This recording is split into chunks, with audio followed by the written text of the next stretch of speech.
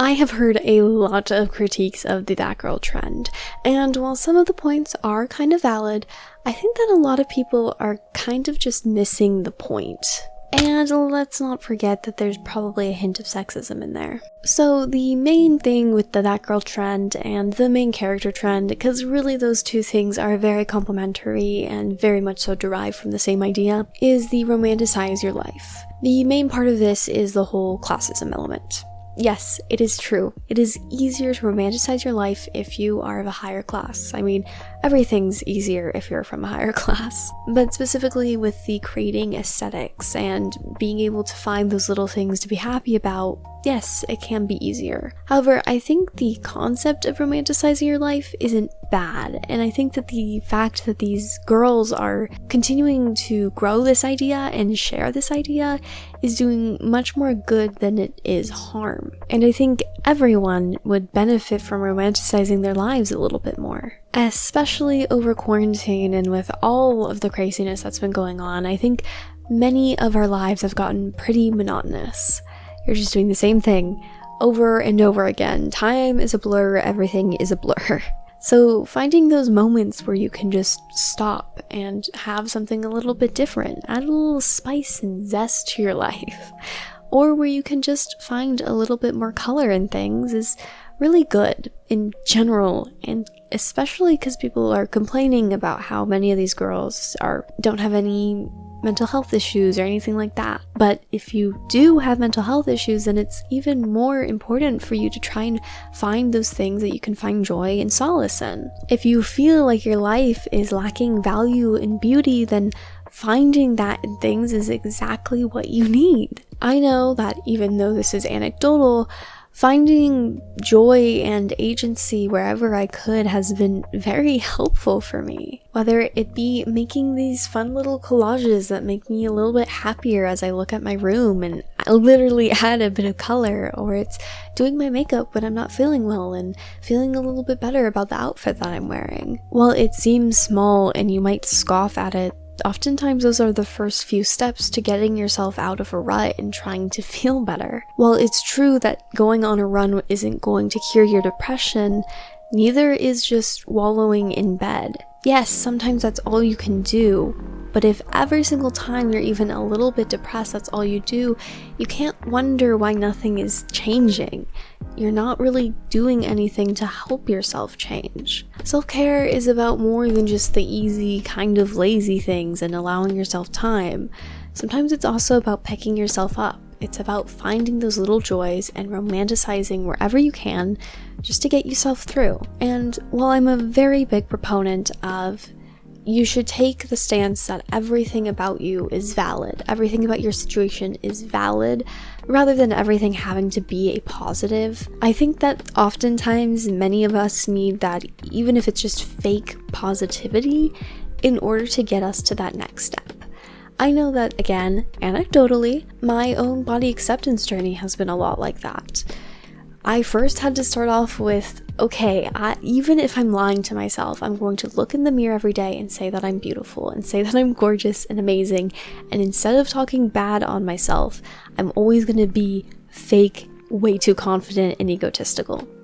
And it honestly has worked. I know that sometimes I'm probably a little bit annoying and sound like an egomaniac because I'm like, wow, I'm gorgeous, I'm amazing, y'all are honored to be in my presence. But I'd rather be seen as a little bit too full of myself than be in such a negative space about how I see my body.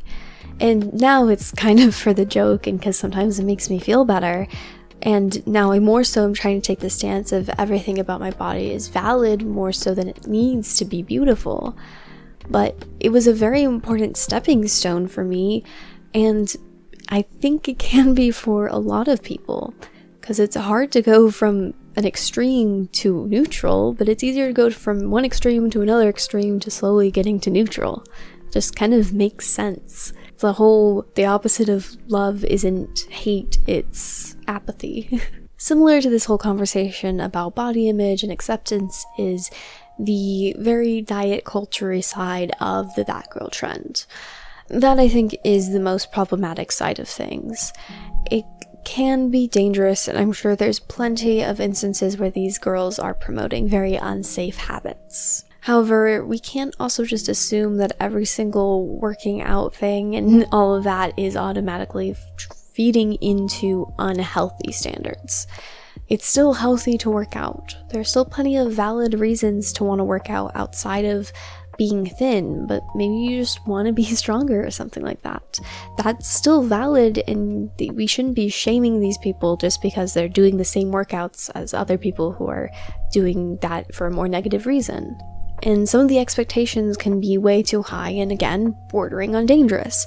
And I do think that those individual actions do need to be called out, but I don't think that is a reason to single out this entire idea. There's plenty of very that girl-esque things or videos, or even the videos that are explicitly that girl trends, that aren't just about that side of things. I mean, if we're being completely honest, a lot of the planner girls and a lot of the fashion vloggers would also fall into the that girl trend. They're romanticizing their life. They're showing how they are special. I mean, anyone who starts a YouTube channel is a little bit of an egotist who thinks that they're special enough that people want to listen to their opinion. And similarly, a lot of the that girl trend can be about being uber productive, which I dislike just because down with the system and overworking ourselves for no reason, and it's just not a great thing to perpetuate.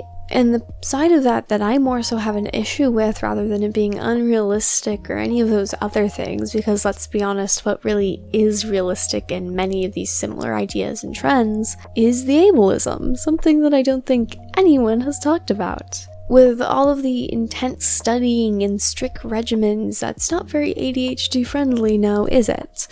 With going out and socializing for whatever reason, and just going out and doing things. What if you have social anxiety? And because I'm diabetic, what about the illness side of things, where I literally could not follow most of these trends and ideas? I mean, when everyone was following the billionaire routines and the Caitlyn Jenner routine or whatever, I very much so had the same issue of, I cannot follow these morning routines. I don't think that would be good for my health. It's not very romantic, but like always, I question, where am I to belong in these kinds of spaces? And yes, you obviously can't expect perfectly healthy people to cater to your chronically ill needs. That's not really what I'm asking for. What I'm saying is just pointing out how unfair that side of things is, and how that I think that is a much bigger disparity than there is the disparity between normal people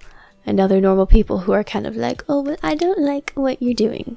In conclusion, yes, there's plenty of issues with the that girl trend, but there's also plenty of issues with any trend or thing if you're nitpicking it enough. At the end of the day, I think that the that girl trend is actually pretty helpful and a good thing.